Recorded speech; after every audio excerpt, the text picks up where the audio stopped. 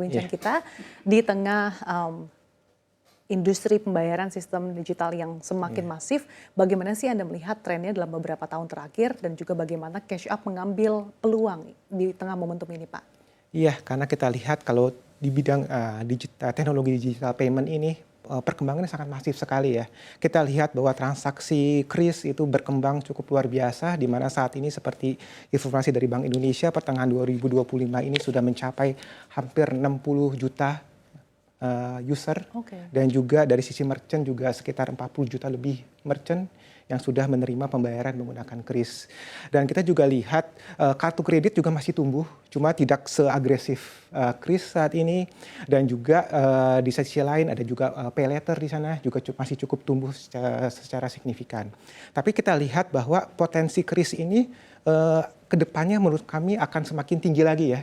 Jadi itu tadi dengan adanya kris cross border tadi, di mana para turis-turis asing bisa menggunakan aplikasi di sistem mereka dengan men-scan langsung kris code kita pada saat mereka berlibur atau berbisnis di Indonesia, itu sangat menarik sekali. Dan juga ada kris tap, di mana tidak perlu scan, hanya melakukan tap saja sudah bisa melakukan transaksi, itu juga very seamless ya. Kita lihat di dunia digital payment ini. Dan masih cukup menarik, ditambah lagi dengan populasi Indonesia dan segmen kelas menengah yang sangat besar.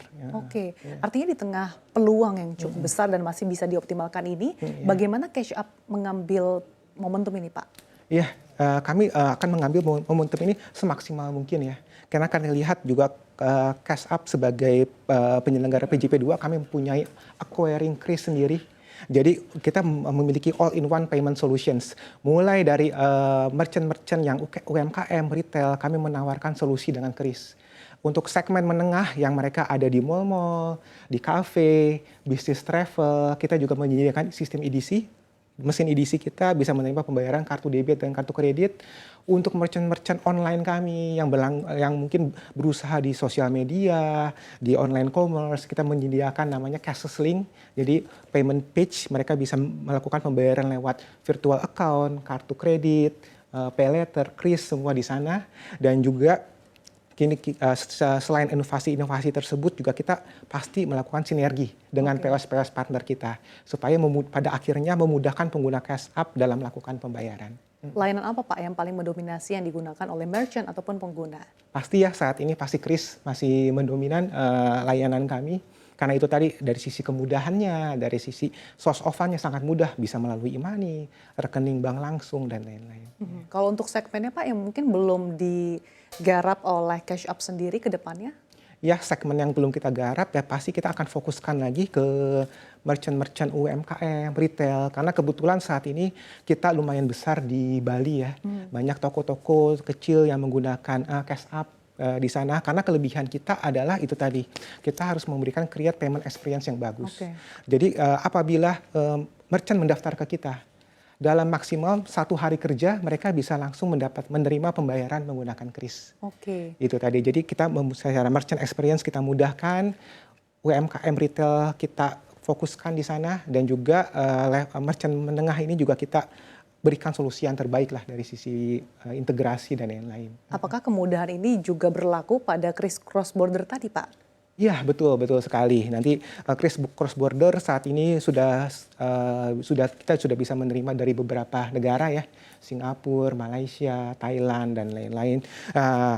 Dengan adanya kris cross border ini pasti memudahkan kita untuk melakukan menerima pembayaran transaksi, dan pasti merchant-merchant kita yang seperti di daerah pariwisata ya, Bali, Lombok dan lain-lain itu sangat menarik buat mereka. Dan baru-baru ini perusahaan melakukan rebranding ya Pak, menjadi Cash App. Sebetulnya tujuannya apa sih Pak? Apakah memang nanti ada layanan yang lebih berbeda lagi dan juga signifikan bagi para merchant atau pengguna? Ya, Cashless kan kita berdiri di 2015 dan kita IPO di 2020. Pada awal kita berdiri, sebenarnya visi misi kita adalah untuk mendukung digital payment cashless, jadi tanpa menggunakan uang tunai. Dan saat ini kita melihat bahwa cashless masih bertumbuh dengan signifikan, tapi strategi bisnis kita akan ubah sedikit. Kita saat ini, dulu kita akuisisi merchant langsung, saat ini kita menggandeng partner B2B, 2C. Jadi ada arah bisnis yang berbeda ya? Ada arah bisnis yang berbeda. Jadi cashless saat ini kita jadikan sebagai nama payment product kita. Kita nama cashless. Di luar itu tadi secara vertikal, kita ingin menciptakan suatu sistem untuk mendukung ekosistem pembayaran. Jadi bukan hanya digital payment aja yang kita support, tapi ekosistemnya. Contohnya itu tadi, sistem POS kita support di sana. Split payment, contohnya pada saat ada event misalnya. IO dan juga merchant itu biasanya ada sistem bagi hasil, misalnya 90-10. Nah itu kita bisa langsung men-split payment-nya, misalnya transaksi 100.000, 10.000 buat IO, 90.000 buat merchant. Itu sistem kita sudah mendukung hal itu. Dan juga apabila ada promo engine, loyalty, sistem diskon, dan lain-lain, kita telah bekerja sama dengan beberapa bank partner juga untuk mendukung sistem mereka. Oke, artinya beberapa dari berbagai produk atau layanan ini sudah terintegrasi ya Pak dalam satu ekosistem yang baru ini ya dari rebranding. Iya, betul. Kemudian terkait dengan rebranding Cash App ini Pak, apa sih yang mungkin menjadi unique selling point dari Cash App di tengah saat ini tantangan industri yang semakin kompetitif? Iya, betul. Seperti kita tahu bersama ya, industri ini semakin kompetitif karena kita mendapatkan revenue itu hanya dari transaksi, per transaksi. Oleh karena itu kita melihat bahwa kita harus melakukan inovasi, kita harus mendapatkan UGP kita apa sih?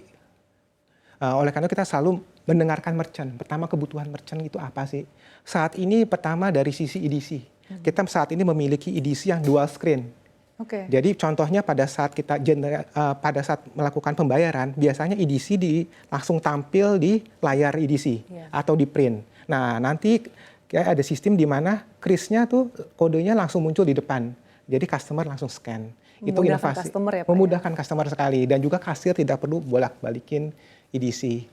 Terus yang kedua itu tadi kita menyediakan sistem POS kita yang sederhana dan juga sistem kris. Jadi begitu merchant nih, saya buka usaha misalnya besok, dia bisa langsung daftar ke kita hari ini, besoknya dia bisa langsung menerima pembayaran menggunakan kris dan juga kita sediakan sistem POS yang simple. Jadi dia bisa memasukkan nama barangnya apa, mereka jualan teh, kopi dan lain-lain bisa langsung masukkan dan bisa langsung jualan juga. Jadi jualan bisa jadi gampang ya.